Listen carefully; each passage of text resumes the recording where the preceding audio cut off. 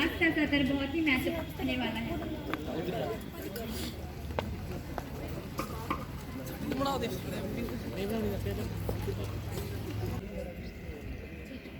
Martial, क्या quorum की संख्या पूरी है? कॉरम की अभी माननीय महोदय जी, कॉरम की अभी जांच की जा रही है।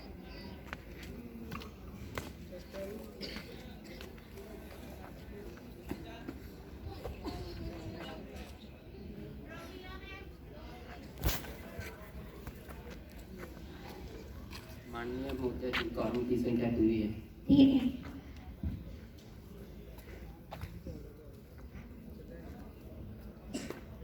माननीय सभासदों, माननीय अध्यक्ष महोदय जी,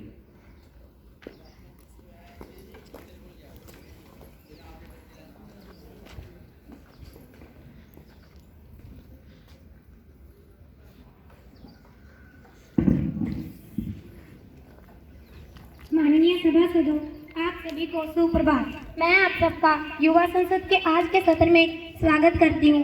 आशा करती हूँ कि आज का सत्र हम सबके लिए उपयोगी सिद्ध होगा। आज का सत्र हम शब्द ग्रहण अथवा प्रतिज्ञान से शुरू करेंगे। महासचिव महोदय।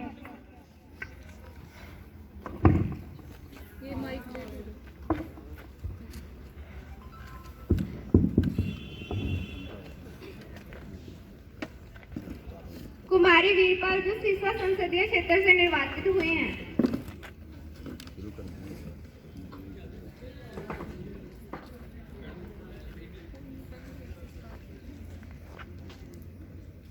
महोदय, आप शपथ ग्रहण करेंगे या प्रतिज्ञान करेंगे? महोदय, मैं शपथ ग्रहण करूंगी। महोदय, आप किस भाषा में शपथ ग्रहण करेंगे? महोदय, मैं हिंदी भाषा में शपथ ग्रहण करूंगी।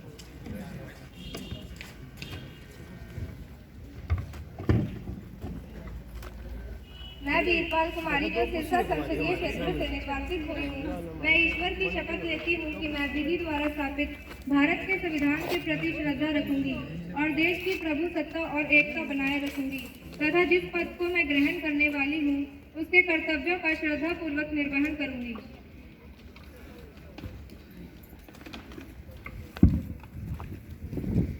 ग्रहण करेंगी या प्रतिज्ञान करेंगी? महोदय, मैं शपथ ग्रहण करूँ। महोदय, आप किस भाषा में शपथ ग्रहण करेंगी? महोदय, मैं हिंदी भाषा में शपथ ग्रहण करूँ।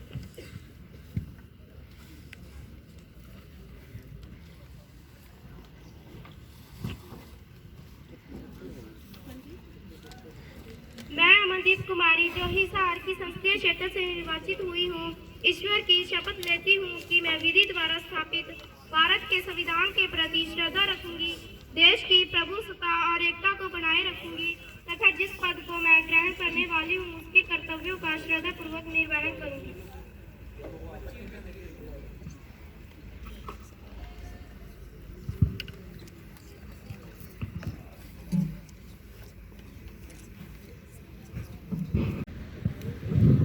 माननीय सभासदों, मुझे यह बताते हुए अपार प्रसन्नता हो रही है कि आज हमारे बीच डेनमार्क की संसद के अध्यक्ष श्री स्वेन जैकबसन व उप अध्यक्ष श्री ऑलविक जॉनसन व अध्यक्ष लूसी एलन उपस्थित हैं, जो कि भारतीय यात्रा पर आए हुए हैं। आज हम उनकी भारतीय यात्रा सफल होने की कामना करेंगे।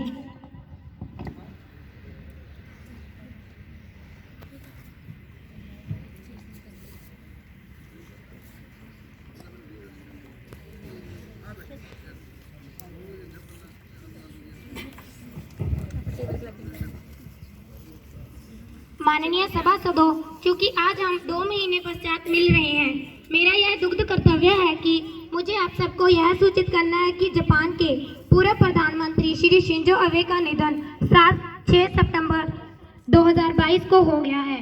श्री शिंजो अबे 2006 से 2020 तक जापान के सबसे लंबे समय तक कार्य करने वाले प्रधानमंत्री रहे। श्री शिंजो अबे भारत व जापान के बीच प्रगाढ़ संबंधों के समर्थक थे। उनका मानना था कि एशिया के दोनों लोकतांत्रिक देश स्वाभाविक मित्र हैं तथा दोनों देशों के बीच संबंधों का दायरा अत्यंत व्यापक होना चाहिए। यह सभा 2007 में जापान के प्रधानमंत्री के रूप में भारतीय संसद में उनके संबोधन को स्मरण करती है। यह सभा उनके निधन पर शोक व्यक्त करती है। इस दुख की घड़ी में उनका परिवार, सरकार तथा जापान के लोगों के प्रति अपनी गहरी संवेदना को प्रकट करते हैं। प्रधानमंत्री महोदय।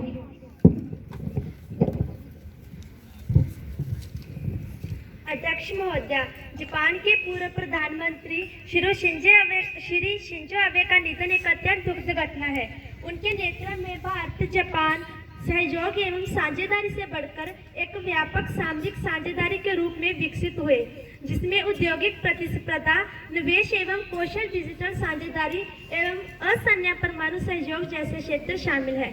उनके नेतृत्व में दोनों देशों के बीच की सुरक्षा को नया बल मिला है। श्री आबे जी को राजनीतिक मामलों के क्षेत्र में उनकी असाधारण सेवा के लिए वर्ष 2021 में पद्म भूषण से सम्मानित किया गया। उनके असामयिक निधन के कारण जापान ने एक दूरदृष्टि नेता को खो दिया और भारत ने अपना एक सच्चा मित्र खो दिया है। नेता प्रतिपक्ष। द्विपक्षीय संबंध हमारे नागरिकों के ही नहीं बल्कि पूरी दुनिया के हित में है।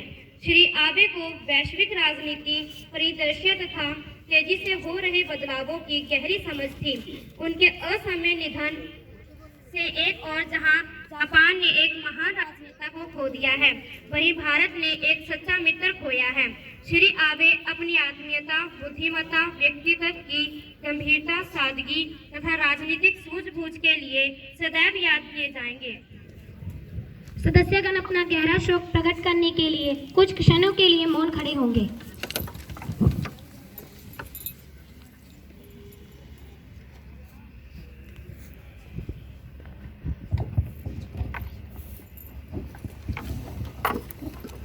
महासचिव संतप्त परिवार को शोक संवेदना संदेश भेजेंगे।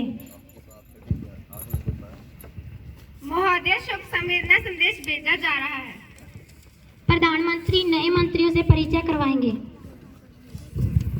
कुमारी प्रवीण सिंचाई मंत्री, कुमारी अमन ऊर्जा राज्य मंत्री। मार्शल प्रश्न सूची बंटवाई जाए।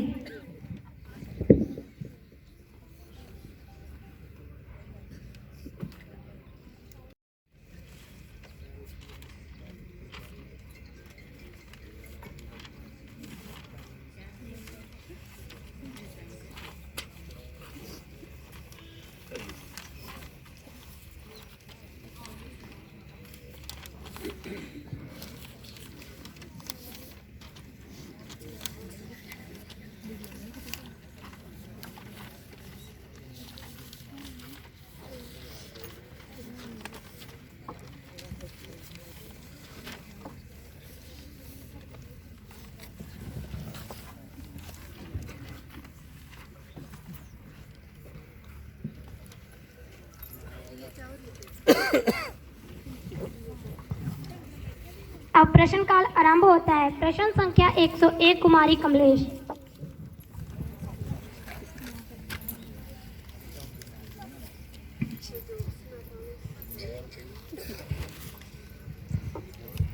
ना मस्जिद की बात हो ना शिवालयों की बात हो, ना मस्जिद की बात हो ना शिवालयों की बात हो, प्रजा बेरोजगार है पहले निवालों की बात हो।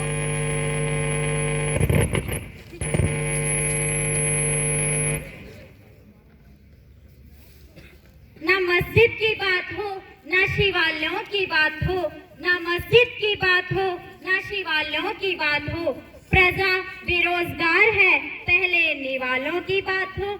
मेरी नींद को दिक्कत ना भजन से है ना अजान से है, मेरी नींद को दिक्कत तो मरते हुए जवान और खुदकुशी करते किसान से है। अध्यक्ष महोदय, मैं आपके माध्यम से किसानों की बढ़ती संख्या और बढ़ती आत्महत्या के मामलों को मद्देनजर रखते हुए कृषि मंत्री से जानना चाहूंगी कि किसानों की लगातार बढ़ती समस्याओं के लिए क्या नीतियां बनाई गई हैं? क्या कर्ज माफी किसानों की समस्याओं का असली समाधान है? स्पष्ट करें। कृषि मंत्री महोदय।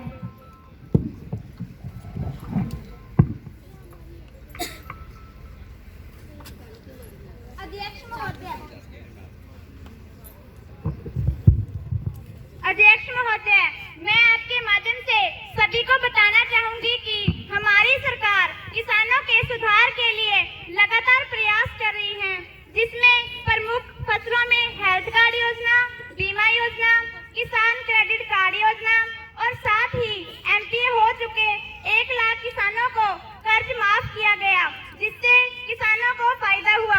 अध्यक्ष महोदय, हमारी सरकार पिछली बार 100% फसल बर्बादी पर 50% का मुआवजा दे रही थी, किंतु अब हमारी सरकार 35% फसल बर्बादी पर 100% का मुआवजा दे रही है। मैं समझती हूँ कि कर्ज माफी से किसानों को बेहद हद तक राहत मिल सकती है। किसानों के पीछे पर राजनीति करने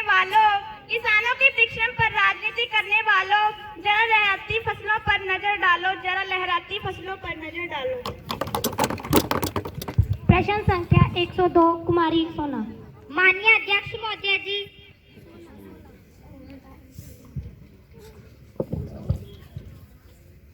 अध्यक्ष महोदय जी, मैं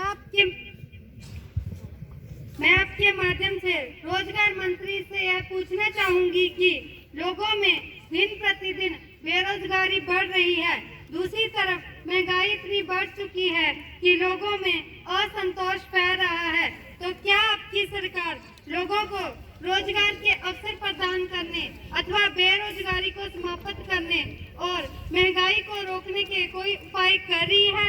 यदि हाँ, तो वह कैसे? स्पष्ट करें। श्रम एवं रोजगार मंत्री महोदय।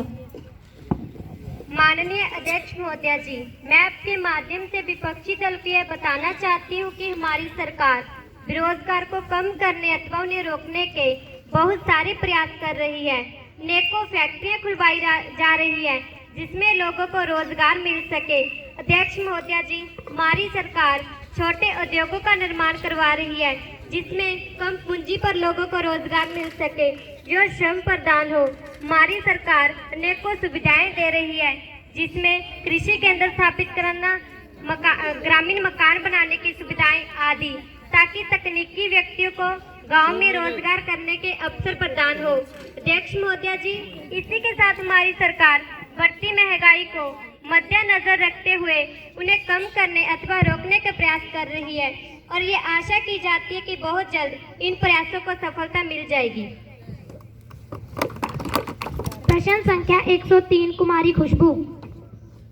माननीय अध्यक्ष महोदय जी, मैं वित्त मंत्री से जानना चाहूंगी कि जीएसटी जैसे पेचीदा बिलों को पास करने से पहले सरकार ने क्या तैयारियां कर रखी थी? क्या ये महंगाई की समस्या की ओर धकेलने का प्रयास नहीं है? स्पष्ट करें। वित्त मंत्री महोदय। माननीय अध्यक्ष महोदय जी, जीएसटी पर एक कंपनी ने सर्वे किया है और उन्होंने कहा है कि 99% उद्योगपति यह मान रहे हैं कि जीएसटी ने बिजनेस को आसान बनाया है। जीएसटी से वस्तुओं व सेवाओं की कीमतें घटी है। मैं विपक्षी दल को यह बताना चाहूँगी कि जीएसटी बिल हमारे लगातार प्रयासों का परिणाम है, जिसके अंतर्गत देश भर में सभी प्रकार के टैक्सों को समाप्त करके हमने एक देश एक टैक्स का सपना साकार किया है। इस टैक्स सुधार व्यवस्था से भारत की 2 अरब खराब डॉलर की अर्थव्यवस्था को एकजुट किया जा सका। भारत फ्रांस, अमेरिका, ऑस्ट्रेलिया और दक्षिणी कोरिया जैसे 28 देशों की बराबरी में खड़ा हो चुका है। अध्यक्ष महोदय, मैं विपक्षी सांसद से उठाए गए प्रश्नों के उत्तर देना चाहूँगी। सभी राज्यों और केंद्र शासित प्रदेशों में जीएसटी कानून बनाने के निर्देश किए गए हैं। जीएसटी के अंतर्गत आने वाले सभी खाद्य और दैनिक उपयोग में आने वाली 3000 वस्तुओं और उन पर लगने वाले सर्विस टैक्स का श्रेणीवार विभाजन बंद कर दिया गया है, ताकि किसी को कोई असुविधा न हो।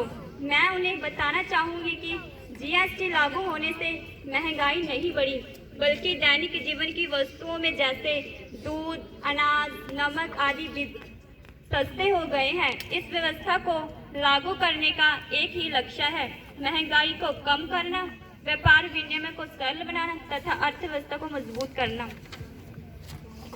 वाह वित्त मंत्री जी, भले ही आपने जीएसटी जैसे बिलों को एक महान उपलब्धि बताकर अपनी पीठ थपथपा ली हो, किंतु उन छोटे व्यापारियों का क्या होगा जो कंप्यूटर की जानकारी नहीं रखते और उनके कारोबार ठप हो रहे हैं, जिससे बेरोजगारी का खतरा बढ़ रहा है और बेचारा देश का किसान, उस पर तो दोहरी मार पड़ रही है। खाद, कीटनाशक और कृषि जैसे उपकरणों के दाम से 12% की वृद्धि हुई है। किसान निराशा की भंवर में डूब गए हैं। खुद को किसानों और मजदूरों का हमदर्द बताने वाली सरकार ने आखिरकार इन संवेदनशील मामलों पर ध्यान क्यों नहीं दिया है? स्पष्ट करें।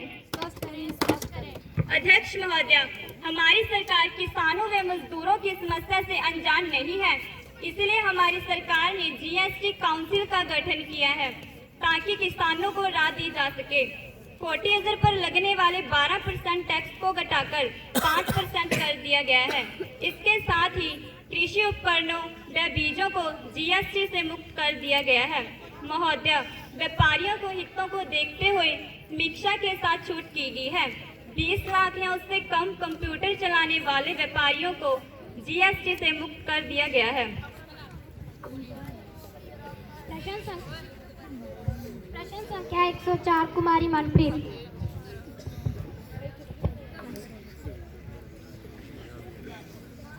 अध्यक्ष महोदय जी, मैं आपके माध्यम से ऊर्जा राज्य मंत्री से यह पूछना चाहती हूँ कि बिजली की किल्लत ने ग्रामीण इलाकों के बच्चों के भविष्य को अंधकार में डाल दिया है। सरकार बिजली पूर्ति को पूरा करने के लिए क्या क्या ठोस कदम उठा रही है? स्पष्ट करें। ऊर्जा राज्य मंत्री महोदय। माननीय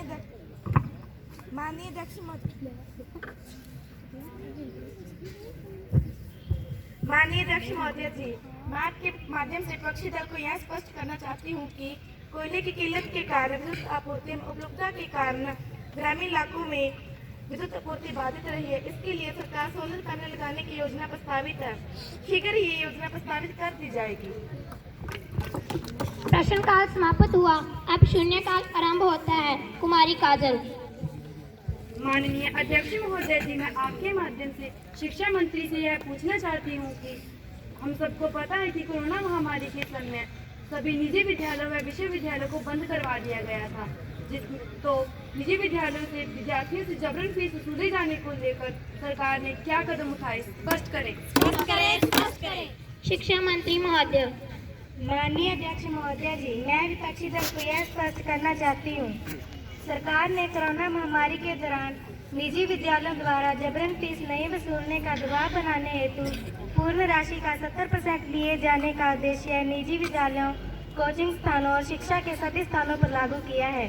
साथ ही किसी अभिभावक की आर्थिक स्थिति एवं शारीरिक स्थिति कमजोर होने से उनके बच्चे से फीस न लेने के आदेश भी जारी हो चुके हैं। कुमारी बलविंदर। अध्यक्ष महोदय जी, मैं राजस्थान में से आती हूँ। हमारे प्रांत में वर्तमान में मंकी स्किन फैल रही है। मैं आपसे पूछना चाहती हूँ कि जानवरों से जो मनुष्य में बीमारी आती है उससे बचने के लिए और सही तरह से वैक्सीन देने के लिए क्या प्रयास हो रहे हैं? वर्तमान राजस्थान सरकार में जो पशु मर रहे हैं उसके लिए आप क्या करने जा रहे हैं? स्पष्ट करें। स्वास्थ्य मंत्री महोदय। माननीय अध्यक्ष महोदय जी, गेट फाउंडेशन के साथ पैलेट प्रोजेक्ट के द्वार पर उत्तराखंड में एक प्रोग्राम चलाया जा रहा है। इसे भारत सरकार के द्वारा हेल्थ मिनिस्ट्री और एनिमल हस्बेंड्री के सहयोग से शुरू किया जाता है। माननीय सदस्य के लंबी स्किन के बारे में सवाल है। इस समय यह बीमारी गुजरात और राजस्थान में फैली हुई है। आज हमारी टीम राजस्थान में है। पिछले हफ्ते भी एक टीम थी। भोपाल में हमारी एक फैक्ट्री है। सेंट्रल गवर्नमेंट की टीम इस समय राजस्थान में है। राजस्थान की सरकार की तरफ से एस्कैट में हम मदद करते हैं। इसमें 60% भारत सरकार देगी और 40% प्रदेश सरकार देगी। कुमारी हेमा।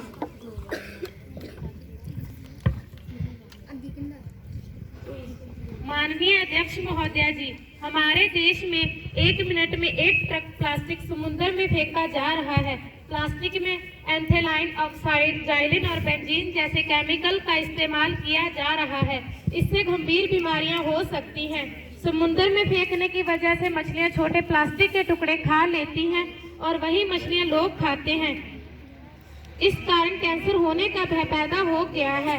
समुद्र में मछलियों के पेट में प्लास्टिक न जाए और कैंसर जैसी खतरनाक बीमारियां न हो, मछलियों की जैसी बीमारियां न हो, इसके लिए लोगों में अवेयरनेस लाने के लिए क्या सरकार ने कोई उपाय किया है?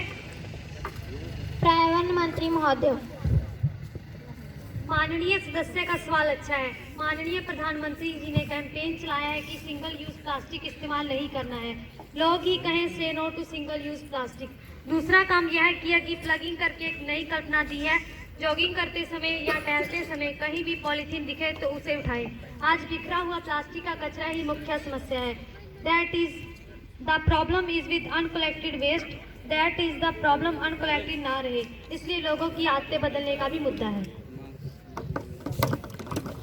माननीय मंत्री जी, मैं यह जानना चाहूंगी कि 15 अगस्त 2019 को हमारे आदरणीय प्रधानमंत्री जी ने reducing of single use plastic की बात कही थी। हम लोग ग्रामीण क्षेत्र से आते हैं और यहाँ ग्रामीण क्षेत्र से ज्यादा सांसद है, शहर में भी है। हमारे जो छोटे व्यापारी, वेजिटेबल सेलर, स्मॉल रिटेलर्स हैं, जब यह प्लास्टिक बैन होगा तो आपके द्वारा कोई क्लियर डायरेक्शन तथा उनके लिए नए नए छोटे कैरियर बैग्स के बारे में आप क्या बताना चाहेंगे, जिससे हमारे छोटे व्यापारियों और फूड कंपनीज को बैन प्लास्टिक का प्रयोग न करना पड़े। अध्यक्ष महोदय, हम सभी यहाँ बैठे हैं। बचपन में हम घर से सब्जी मार्केट जाते हैं तो घर से अपना थैला लेकर जाते हैं, लेकिन पिछले 30-40 सालों में लोग इसे भूल चुके हैं। हर जगह प्लास्टिक की पन्नी का इस्तेमाल होता है, तो यह एक आदत सी बन गई है। हमें इस आदत को रिस्टोर करना है। हमें कपड़े की थैली का प्रयोग करना है, दैट इज रीयूजेबल। कितनी बार भी यूज करें। टेक्सटाइल मिनिस्ट्री तो बहुत खुश होगा अगर हम प्लास्टिक की बजाय कपड़े की थैली का प्रयोग करेंगे। दूसरा काम यह है कि जो अल्टरनेटिव प्लास्टिक है, इसके लिए भी सिपेट संस्था काम कर रही है। अनेक लोग नई टेक्नोलॉजीज लाए हैं, अल्टरनेटिव प्लास्टिक का प्रयोग कर रहे हैं, लेकिन सिपेट संस्था एक शिखर संस्था है। कौन सी से टेक्नोलॉजी सब जगह प्रचलित होगी, इसको देखते हैं। मैं सरकार को 2 सुझाव भी देना चाहती हूँ। अभी हाल ही में हमारे तेलंगाना के मुख्यमंत्री ने एक कार्यक्रम किया था जिसमें 30 दिन में गांव को क्लीन करना था। उसमें एक कलेक्टर ने ऐसा किया कि जो व्यक्ति 1 किलो प्लास्टिक लेकर आएगा उसको 1 किलो चावल दिया जाएगा, 1 किलो प्लास्टिक के बदले 1 किलो राइस मिलेगा। इस कार्यक्रम के चलते अभी प्लास्टिक इतना कलेक्ट हो गया है कि ब्लेजर में प्लास्टिक नहीं मिल रहा। उस कलेक्टर को हाल ही में हमने दिल्ली में बुलाया है। एक सीमित की बैठक में उनका प्रेजेंटेशन भी करवा दिया जाएगा। आपका सुझाव बहुत अच्छा है। आपने कहा कि तेलंगाना नंबर 1 है, और मैं चाहती हूँ कि भारत का हर राज्य नंबर 1 पर आए। ऐसी कंपटीशन होनी चाहिए। अब शून्यकाल समाप्त होता है। कुमारी सोना काम रोको प्रस्ताव पर सदन से अनुमति मांग सकती हैं। अध्यक्ष महोदय, मैं महंगाई के विषय पर चर्चा के लिए काम रोको प्रस्ताव पेश करने की अनुमति चाहती हूँ। माननीय सभासदों, कुमारी सोना महंगाई पर चर्चा के लिए काम रोको प्रस्ताव प्रस्तुत करना चाहती है। प्रश्न यह है कि क्या कुमारी सोना को काम रोको प्रस्ताव प्रस्तुत करने की अनुमति है? जो सदस्य इस प्रस्ताव के पक्ष में हैं, वे हाँ कहेंगे। काम रोको प्रस्ताव की अनुमति दी जाती है। मेरा अनुरोध है कि महंगाई के मुद्दे पर चर्चा के लिए सदन की आगे की कार्रवाई को रोक दिया जाए और इस विषय पर चर्चा की जाए। माननीय सभासदों, कुमारी सोना ने महंगाई विषय पर काम रोको प्रस्ताव रखा है। जो संसद इस प्रस्ताव के पक्ष में है, वे अपना हाथ उठाकर सहमति दे सकते हैं। महासचिव जी, पक्ष के सदस्यों की गिनती की जाए।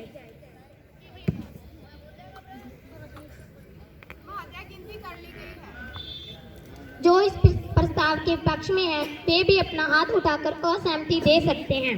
महासचिव जी, विपक्ष के सदस्यों की गिनती की जाए। मार्शल रिपोर्ट प्राप्त की जाए।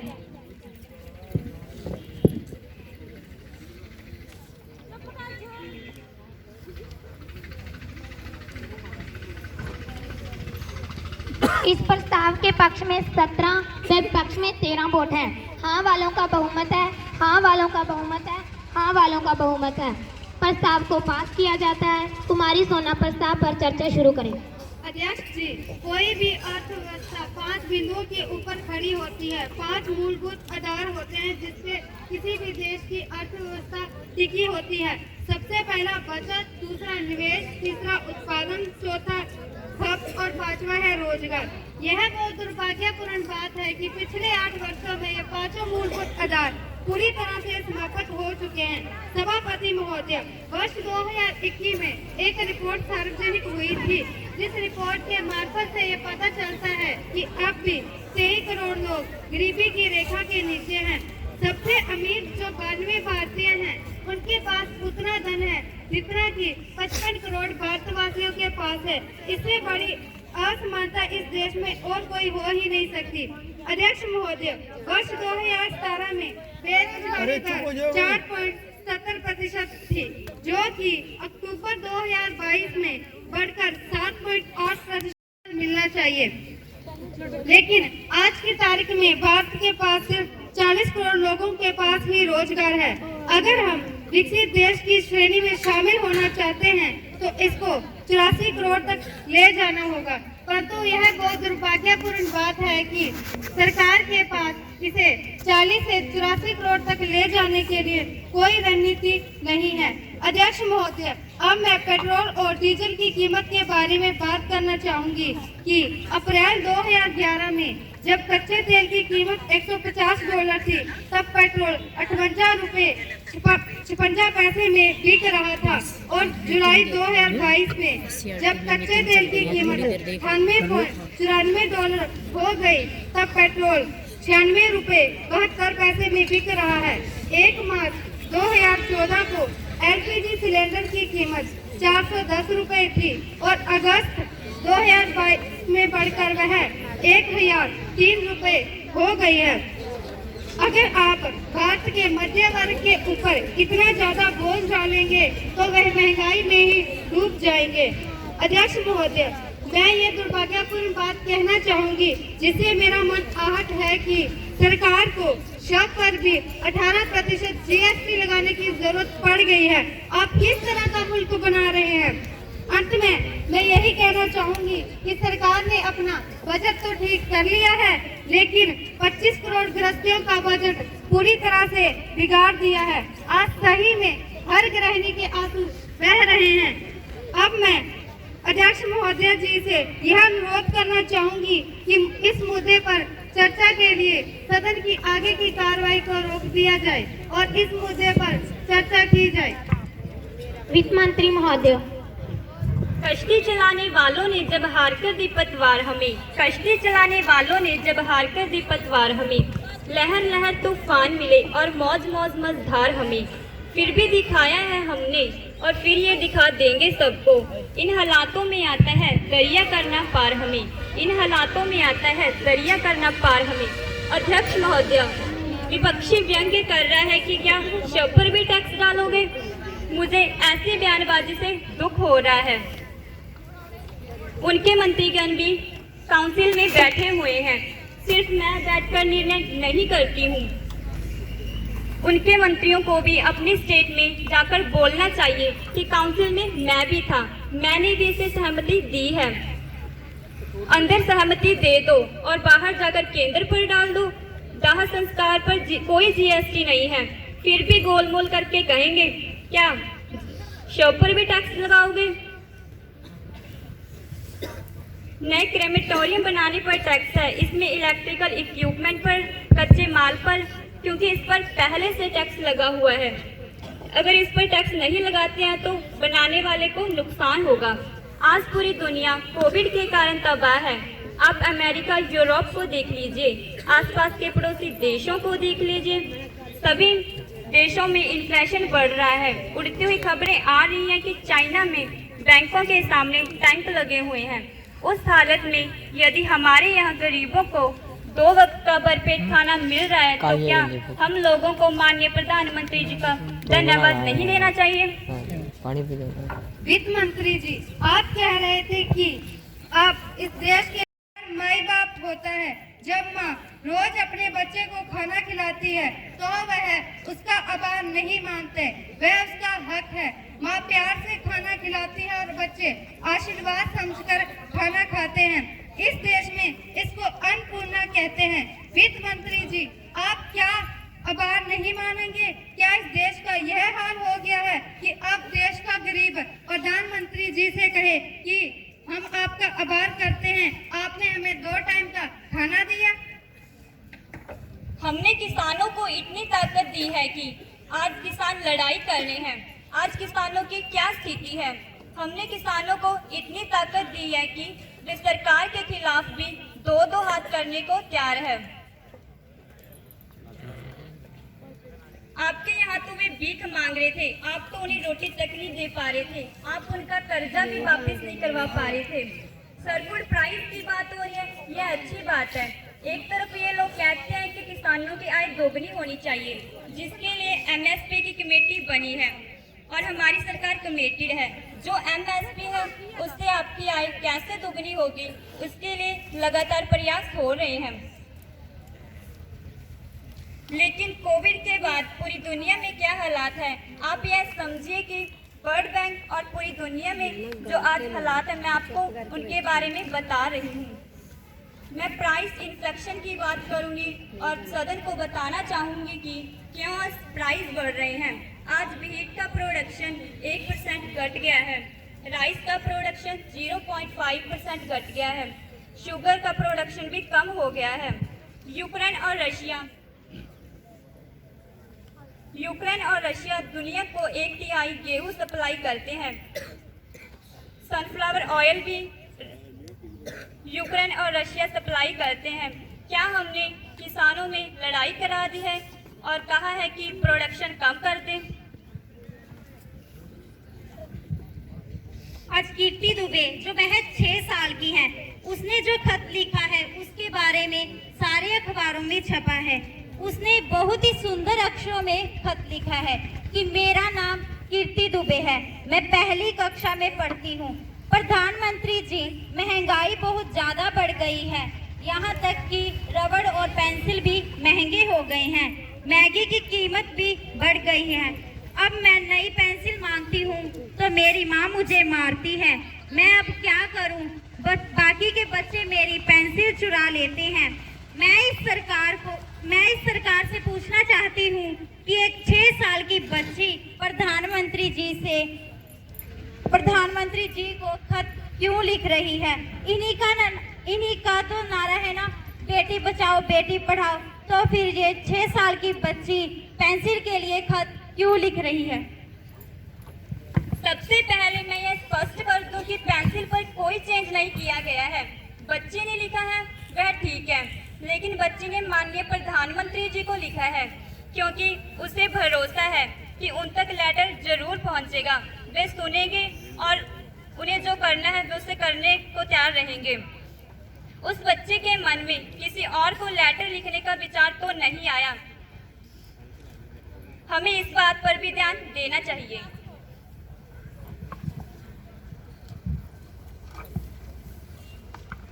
हम बचपन में एक कविता बोलते थे, भगवान भगवान जी के गाय का दूध, दूध के मलाई, मलाई का दही, दही की छाछ, छाछ का मक्खन, मक्खन का घी।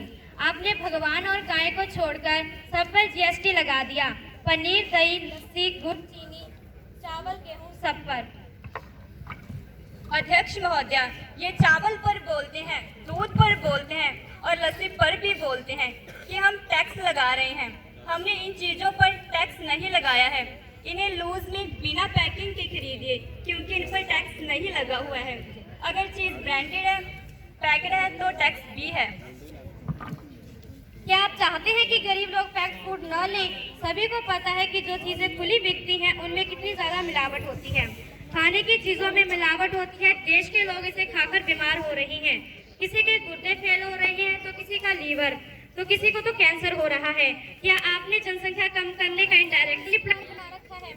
आपने उन चीजों पर जीएसटी लगा दिया जो गरीब की थाली में था। उज्ज्वला योजना तो लागू कर दी, लेकिन सिलेंडर पर सब्सिडी खत्म कर दी। करों का भार भी जीएसटी के कारण गरीबों पर ही पड़ रहा है। दूसरी तरफ उद्योगपतियों की सब्सिडी दे रही हैं। थोड़े से अरबपतियों के धन में ही वृद्धि हो रही है। आपने गरीबी रेखा से बाहर निकले लोगों को फिर से इसमें धकेल दिया है।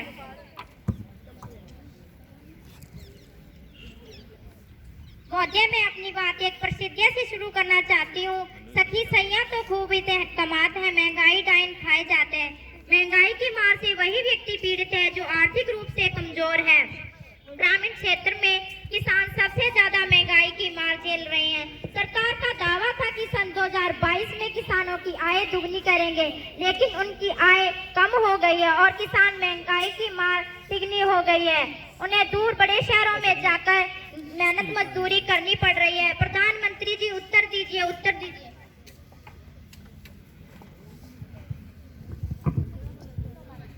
मैं बताना चाहूंगी कि वर्ष 2014 से हम पीएम किसान सम्मान निधि 14 करोड़ लोगों को दे रहे हैं। 3 करोड़ लोगों को घर दिए गए हैं। मनरेगा में 100 दिन काम दे रहे हैं। इसके साथ ही 28 लाख महिलाएं स्वयं सहायता समूह को 65,000 करोड़ रुपए का फंड दे रहे हैं। जनधन खातों में सभी को पैसा दे रहे हैं। ये पैसा किसके घर में जाता है? अमीरों के या गरीबों के? पीएम आवास योजना से किसका घर बनता है? अमीरों का या गरीबों का? जनधन खातों में पैसा डाल रहे हैं तो हम किसको दे रहे हैं? अमीरों को या गरीबों को? हम 80 करोड़ लोगों को खाना खिला रहे हैं, मुफ्त चावल दे रहे हैं, तो हम किसको दे रहे हैं? अमीरों को या गरीबों को? जब कीमतें बढ़ती हैं तो सभी को कष्ट होता है। हम भी कभी नहीं चाहते कि कीमतें बढ़े। देश की माताएं आपसे सवाल कर रही हैं कि आपने उनके मासूम बच्चों को दूध व अंडों से क्यों महरूम कर दिया। देश का ट्रक ड्राइवर आपसे सवाल कर रहा है कि उसकी आमदनी नहीं बढ़ी मगर उसके खर्चे डबल हो गए हैं। देश का प्लम्बर सरकार से सवाल कर रहा है कि वह 2 साल से बेरोजगार है। वह कोविड-19 से कर्जों में डूब चुका है और गैस का एक सिलेंडर भी नहीं खरीद सकता। देश की 50% आबादी नौजवानों की है। वह सरकार से पूछ रही है कि हम 50% तो हैं मगर 28% बेरोजगार क्यों हैं? आपने हमारा मुकद्दर बेरोजगारी क्यों बना दिया? आपने गरीब जनता को आसमान से तारे तोड़ लाने के सपने तो दिखाए, लेकिन उन बेचारों पर आपने आसमान ही गिरा दिया। खाद्य सुरक्षा बढ़ाने व कीमतों को कम करने के लिए गेहूं के निर्यात पर हमने प्रतिबंध लगाए हैं। उर्वरकों पर सरकार 1,10,000 करोड़ रुपए की सहायता दे रही है। अगर सरकार देश की 65 से 70% आबादी जो कि किसानों की है प्रति चिंतित नहीं होती तो फसलों के समर्थन मूल्य क्यों बढ़ाती?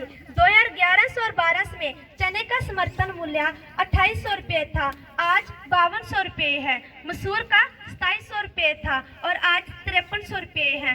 अरहर का 3000 रुपये था, आज 7000 रुपये है। देश की 65 से 70% आबादी जब खेती पर निर्भर करती है और उसका अनाज अगर महंगा हो रहा है तो ये चिंता का विषय क्यों है? अगर किसान की जेब में पैसा जाता है तो वह बाजार में जाता है। उसी पैसे से आम आदमी स्टील खरीदता है, दालें खरीदता है। बाजार में पैसे का फ्लो बंद नहीं होना चाहिए। अगर बाजार में पैसा घूमता रहेगा तो ही आशंका महंगाई भी व्यक्ति के लिए चुनौती नहीं होती। अगर उसके पास पैसा है, सरकार ने सबसे ज्यादा इस बात पर फोकस किया है कि किसी भी सेक्टर में पैसे की कमी नहीं आनी चाहिए।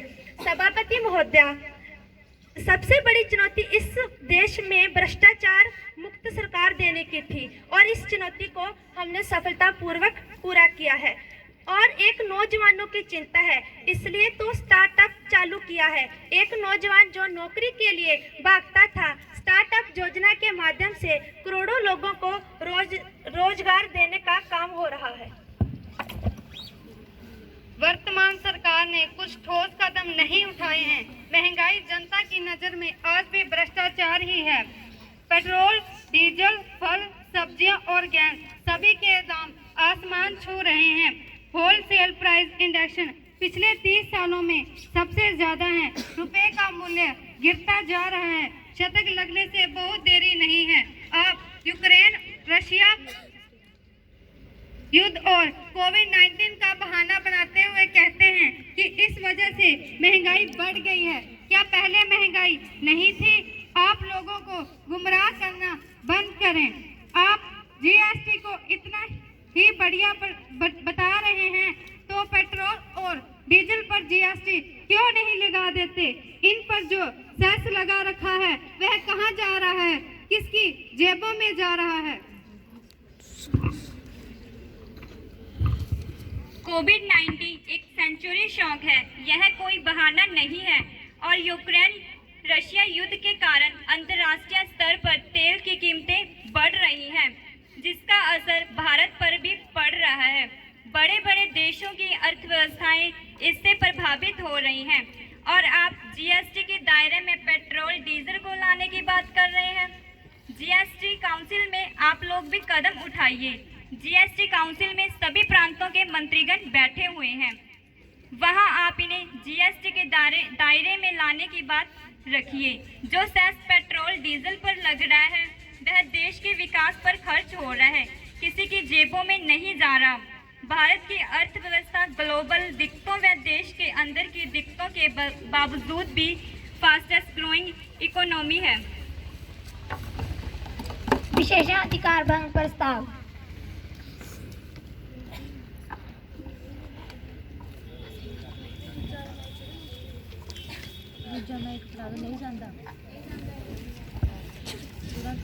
अध्यक्ष महोदय जी, लोक लेखा समिति की सिफारिशों पर टिप्पणी करते समय दिल्ली के एक प्रसिद्ध समाचार पत्र ने गंभीर रूप से विशेषाधिकार को भंग किया है तथा समाचार पत्र ने बेईमानी के उद्देश्यों का आरोप लगाया है। मैं आपसे निवेदन करता हूं कि मुझे इस मामले को उठाने दीजिए। श्री खुशदीप सिंह, क्या आपने इस संबंध में पहले नोटिस दिया है? आप समाचार पत्र की उपयुक्त कटिंग के साथ नोटिस दे सकते हैं। मैं इस पर विचार करूंगी। आप अचानक इस प्रकार प्रश्न नहीं उठा सकते। अध्यक्ष महोदय जी, मैंने आज प्रातः 10 बजे इसका नोटिस दिया है। इसकी जांच की जाएगी और जब मेरे पास आएगा तो मैं इस पर विचार करूंगी और आपको अपना निर्णय बता दूंगी। अब सभा पटल पर कागजात रखे जाएंगे। सभापति महोदय, मैं आपकी अनुमति से निम्नलिखित पत्र सभा पटल पर रखता हूं। Haryana agro industry corporation limited Panchkula के वर्ष 2021-22 के कार्यकरण की सरकार द्वारा समीक्षा। Haryana agro industry corporation limited Panchkula का वर्ष 2021-22 का वार्षिक प्रतिवेदन। श्री आकाशदीप सिंह। माननीय अध्यक्ष महोदय, मैं निम्नलिखित पत्र सभा पटल पर रखता हूँ।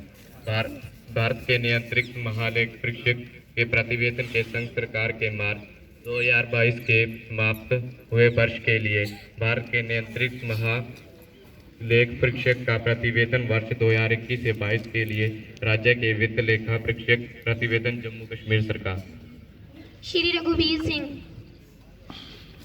महोदय, मैं भारतीय परमाणु ऊर्जा निगम लिमिटेड मुंबई के वर्ष 2021-22 के कार्यकरण सरकार द्वारा समीक्षा। महासचिव महोदय, राज्यसभा से प्राप्त संदेश को पढ़ेंगे।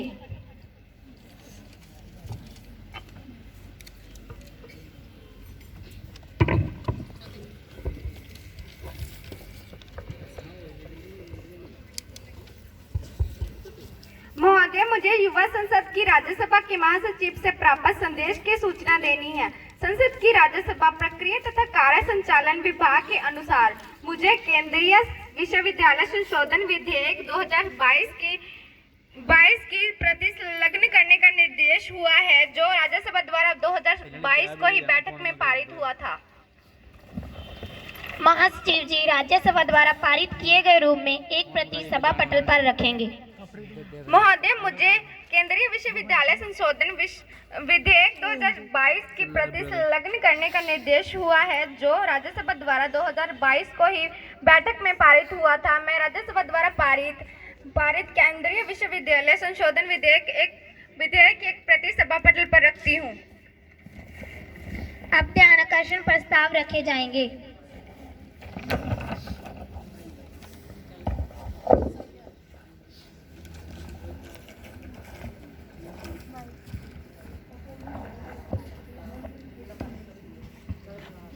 जिस तरह से दिल्ली एनसीआर या देश के अन्य राज्य, चाहे पंजाब, हरियाणा या उत्तर प्रदेश या देश के किसी भी राज्य में एयर पोल्यूशन की स्थिति विस्मय हुई है।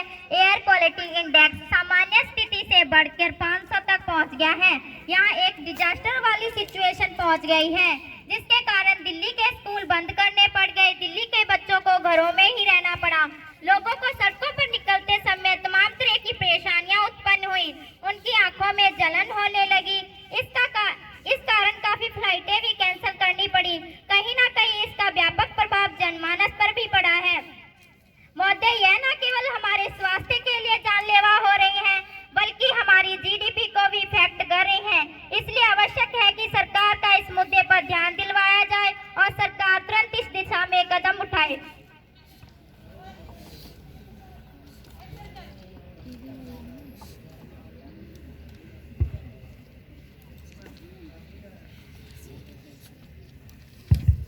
माननीय अध्यक्ष महोदया जी, यूएन असेंबली में प्रधानमंत्री जी ने खड़े होकर भारत की तरफ से यह कहा कि अभी तक हमने 1,75,000 मेगावाट की अपारंपरिक ऊर्जा का लक्ष्य रखा था और अब हम इसे बढ़ाकर 4,50,000 कर रहे हैं। इस प्रकार उन्होंने यह घोषणा की और इस पर हम सभी चल रहे हैं। मुझे पूरा विश्वास है कि वर्ष 2030 से पहले ही हमारे मिक्स एनर्जी में 40% सोलर, विंड तथा बायोमास एनर्जी की सहभागिता रहेगी। दूसरा, इसका हमने खुद टारगेट किया है कि हम एमिशन इंटेंसिटी 35% रिड्यूस करेंगे। आज हमारा जो एमिशन है वह बहुत ही कम है। एमिशन कम करना एडवांस कंट्रीज का मुद्दा है और हमें एमिशन इंटेंसिटी कम करनी है। $1 का जीडीपी तैयार करने के लिए आज जितनी ऊर्जा खपत हो रही है वह ऊर्जा कम ऊर्जा में कैसे खपत होगी। इससे एनर्जी एफिशिएंसी भी बढ़ेगी और हम एमिशन इंटेंसिटी भी रिड्यूस करेंगे। इसके अलावा हमने जो तीसरा टारगेट लिया है वह भी बहुत महत्वपूर्ण है। हमें पता है कि जब हम पेड़ लगाते हैं तो वह हवा से कार्बन सोखते हैं जिससे लकड़ी बनती है। हम आने वाले 10 सालों में बहुत ज़्यादा फॉरेस्ट का निर्माण करेंगे। फॉरेस्ट के लिए हमने बहुत बड़ा उद्देश्य रखा है। दुनिया में जंगल बढ़ाने के लिए इतना बड़ा उद्देश्य किसी ने नहीं रखा होगा। मुझे खुशी है कि पिछले 4 सालों में हमने देश में ग्रीन कवर लगभग 13,000 स्क्वायर किलोमीटर बढ़ाया है। यह जंगल में तथा जंगल के बाहर भी बढ़ा है। अब विधि कार्य आरंभ होते हैं। सदन ऊर्जा संरक्षण संशोधन विधेयक 2022 पर विचार करेंगे। माननीय ऊर्जा मंत्री महोदय।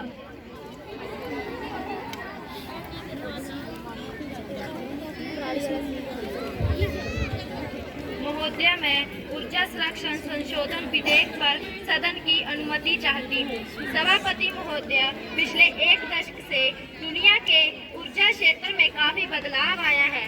यह बदलाव आने का एक प्रमुख कारण यह है कि दुनिया के सामने एनवायरमेंट चैलेंज आ गए हैं। हमारा पर्यावरण खतरे में आ गया है क्योंकि क्लाइमेट चेंज हो रहे हैं। दुनिया के सभी देश इससे वाकिफ है और दुनिया के सभी देशों ने मिलकर यह निर्णय लिया है कि हमें कार्यवाही करनी होगी ताकि ग्लोबल वार्मिंग कम करें और क्लाइमेट चेंज भी कम हो। इसी संबंध में यह ऊर्जा संरक्षण संशोधन विधेयक है। COP21 पेरिस में सभी देशों ने प्लेज किया, हम लोगों ने भी प्लेज किया। हम लोगों ने वादा किया कि वर्ष 2030 तक हमारी जो बिजली उत्पादन क्षमता है उसका 40% हम क्लीन सोर्सेज से करेंगे, यानी कि रिन्यूएबल एनर्जी सोर्सेज से करेंगे। इस दृष्टि को देखते हुए हम लोगों ने एनर्जी कंजप्शन एक्ट में अमेंडमेंट का प्रस्ताव किया है। हम उसमें एक प्रावधान यह कर रहे हैं जहां फॉसिल फ्यूल इस्तेमाल करते हैं उसको हम देश में बने हुए ग्रीन हाइड्रोजन से और ग्रीन अमोनिया से रिप्लेस करेंगे।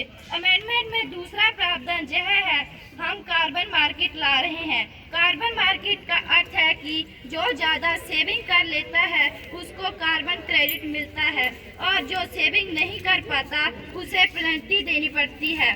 वह कार्बन क्रेडिट खरीद कर अपनी पेनल्टी को अवॉइड करता है। जहाँ जो संपत्ति ग्रीन होना चाहता है वह कार्बन क्रेडिट करता है। हम उसमें ग्रीन सस्टेनेबल बिल्डिंग का प्रावधान कर रहे हैं। हम यह बड़ी बिल्डिंग जैसे 35,000 स्क्वायर फीट या 40,000 स्क्वायर फीट के लिए कर रहे हैं, जो बहुत बड़ी बड़ी बिल्डिंग्स है। आज उनको कह रहे हैं कि ग्रीन होने का हम स्टैंडर्ड फिक्स करेंगे। इस स्टैंडर्ड को राज्य सरकार मॉडिफाई कर सकती है। महोदय, मेजर अमेंडमेंट्स यही है, जैसा कि हमने कहा हम लोगों के ऊर्जा क्षेत्र में काफी बदलाव आया है। पहले हमारा देश पावर डिफिसिट था, आज पावर सरप्लस हो गया है। हमारी शताब्दी क्षमता आज 4,03,000 मेगावाट है, जबकि हमारी पीक डिमांड 2,15,000 मेगावाट थी। हम लोगों ने पूरे देश को एक ग्रिड में जोड़ दिया है।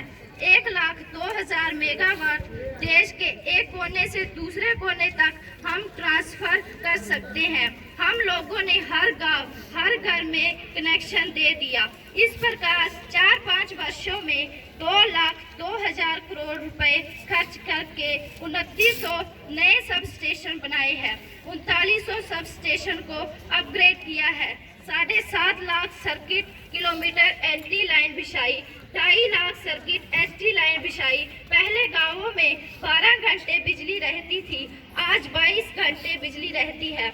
अब इसके साथ ही साथ हम लोग उसको आधुनिक भी बना रहे हैं। अध्यक्ष महोदय, यह जो अमेंडमेंट्स है, यह इसे आधुनिक बनाने की योजना है। धन्यवाद। प्रस्ताव पेश किया गया है कि ऊर्जा संरक्षण विधेयक पर सदन में विचार किया जाए। माननीय ऊर्जा मंत्री जी ने दुनिया की जो चिंता व्यक्त की है, चाहे वह क्लाइमेट चेंजेस की बात हो, ग्लोबल वार्मिंग की बात हो या फिर कार्बन एमिशन की बात हो, आज पूरी दुनिया की चिंता में भारत की उस पहल को जिस तरह से अपने बिल को प्रस्तुत करते हुए अपनी भावनाओं की अभिव्यक्ति की है, मैं उसके समर्थन में बोलने के लिए खड़ी हुई हूँ। क्योंकि आज यूएसए का योगदान 25% है, यूरोपियन यूनियन के जो 19 देश हैं उनका योगदान 22% है, चाइना का 13% है और भारत का तो केवल 3% ही है। इसके बावजूद 1.5% से ज्यादा ग्लोबल टेम्परेचर ना बढ़ने पाया। इसकी प्रतिबद्धता जो पहले दुनिया के नेताओं को थी, वो आज प्रधानमंत्री जी को है। यह विश्व के कल्याण को लेकर स्वाभाविक है। यह हमारी रिपोर्ट नहीं है, बल्कि वर्गमूल की रिपोर्ट है कि 1850 से लेकर 2019 तक भारत में कार्बन इमर्शन 4% से ऊपर नहीं आया। मैं धन्यवाद दूंगी कि इस बिल में खास तौर पर ग्रीन बिल्डिंग की बात की गई है।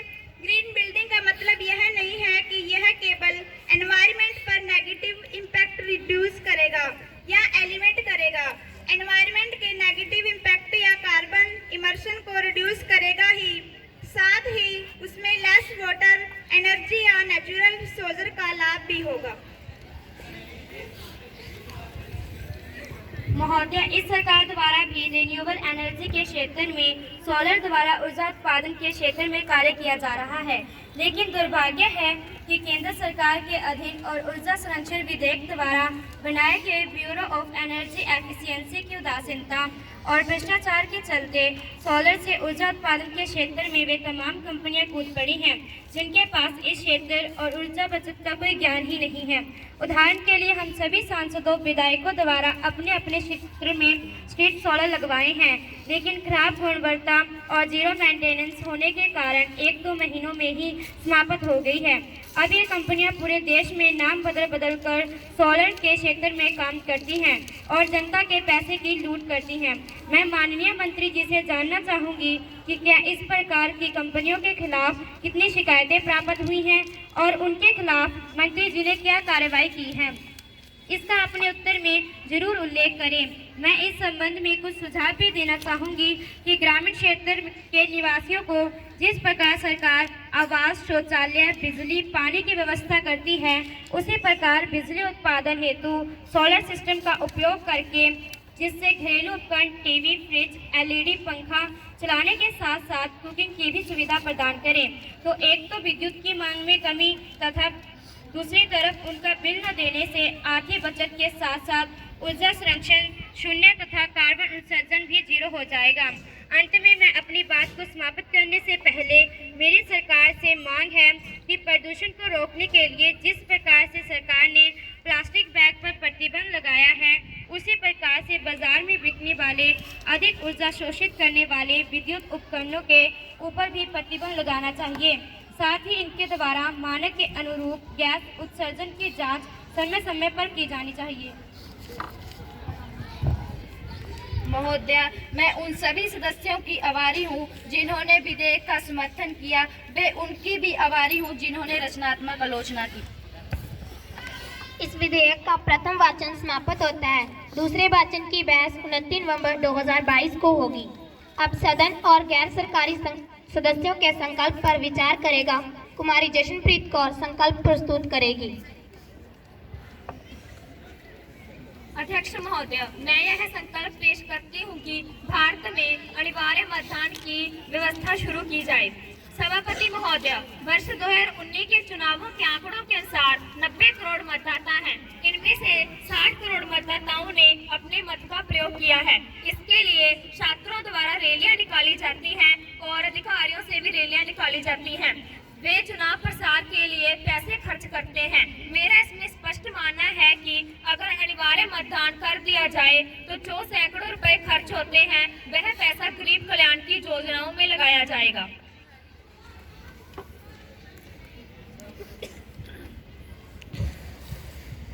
सभापति महोदया, माननीय सदस्य कुमारी जशनप्रीत कौर जी, जिनका ये विधेयक है, ने अपनी संवेदनशील भावनाओं से सदन को अवगत कराया है और अनिवार्य मतदान के लिए सदन से अनुरोध किया है। मैं इस संदर्भ में कहना चाहूंगी कि कहीं ऐसा ना हो कि ऑपरेशन तो हो गया लेकिन मरीज मर गया। कहीं ऐसा ना हो कि लोकतंत्र में तो कुछ आक्रोश सा आ जाए। काफी बातें अच्छी थी लेकिन असत्य बातें थी। इनकी भावनाओं की मैं इज्जत करती हूँ। इनकी भावनाएं बहुत अच्छी हैं और इनकी भावनाएं लोकतंत्र को मुकम्मल करने की हैं। उनका आशय ये है कि अनिवार्य मतदान होगा तो जो रिजल्ट आएगा वही में सही में बहुमत वाला रिजल्ट आएगा। मैं इस मामले में कहना चाहूंगी कि अब जब 68% तक मतदान होने लगा है और आपका जोर अनिवार्य पर कम है, आपका जोर इस बात पर है कि लोग मतदान ज्यादा करें। इसलिए मैं सदन को आश्वस्त करना चाहूंगी कि जब लोग 12 रुपए के बीमा से लाभान्वित होंगे, 330 रुपए के बीमा से लाभान्वित होंगे, Ayushman card, Ujjwala gas cylinder, शिक्षा, चिकित्सा, आवास योजना से लाभान्वित होंगे तो वह अपने आप वोट देने आएंगे। सभापति महोदय, कई स्तरों पर मनी पावर या मसल पावर पर अन्य तरीकों से मतदाताओं को डरा धमकाकर या पैसे के बल पर मतदान केंद्रों में न जाने पर विवश कर दिया जाता है। उनका अनिवार्य मतदान हो जाएगा तो सरकार भी उसकी व्यवस्था करेगी और चुनाव आयोग भी उसकी व्यवस्था करेगा। चाहे दिव्यांग मतदाता हो या प्रेगनेंसी के समय हमारी बहनें मतदाताएं हो, उनको गाड़ी भेजकर मतदान केंद्रों पर लाने की व्यवस्था की गई है। आज इस तरह से सुविधाएं बढ़ाई गई हैं। मैं कहती हूँ कि अगर अनिवार्य होता है तो और ज्यादा सुविधाएं बढ़ाई जाएं और जितने पैसे अपव्यय हो रहे हैं, इन चीजों में जो समय व्यतीत हो रहा है वह पैसा और अपव्यय होने की बातें अब खत्म होगी। उससे लोगों को व्यापक लाभ मिलेगा। इस वैश्विक महामारी में एक वैश्विक नेतृत्व के रूप में प्रधानमंत्री जी उभर कर आए हैं और लोग कहेंगे कि अगर हम सुरक्षित हैं तो क्यों न मतदान केंद्र तक जाएं। मैं उम्मीद करती हूं कि जैसे जैसे गरीब कल्याणकारी योजनाएं लागू होंगी और लोगों का अपने वैश्विक नेता के प्रति श्रद्धा की भावना होगी तो वह उन्हें दोबारा लाने के लिए, रिपीट करने के लिए और अपने हक को पाने के लिए ज्यादा से ज्यादा मतदान करेंगे। मेरा माननीय मंत्री जी से आग्रह है कि आप इस पर पुण्य विचार करिए और इसको स्वीकार करके देश में अनिवार्य मतदान लागू करने की दिशा में कार्रवाई करने का काम करें। मेरा आपसे यही आग्रह है। मैं पुण्य कहूंगी कि मैं आपकी भावनाओं का सम्मान करती हूं, लेकिन भारत जैसे देश जहां 80 करोड़ लोग पीडीएस का भोजन करते हैं, 12 रुपए का बीमा कराते हैं, ऐसे में अनिवार्य रूप से मतदान केंद्र तक जाना समचीन नहीं होगा। मैं आपसे पुनः अनुरोध करना चाहती हूँ कि कृपया आप सहानुभूति पूर्वक विचार करते हुए आपका जो अनिवार्य मतदान संबंधी विधेयक है इसे विड्रॉ कर लीजिए। माननीय मंत्री जी के आश्वासन और इस सरकार के विश्वास पर अपने विधेयक को वापस लेती हूँ। इसके लिए मैं आपका आभार प्रकट करती हूँ। कुमारी जशनप्रीत कौर अपना प्रस्ताव वापस लेना चाहती है। क्या माननीय सदस्य को संकल्प वापस लेने की अनुमति प्राप्त है? संकल्प सदन की अनुमति से वापस लिया जाता है। अब सदन की कार्रवाई कल पूर्वाह्न 11 बजे तक स्थगित की जाती है।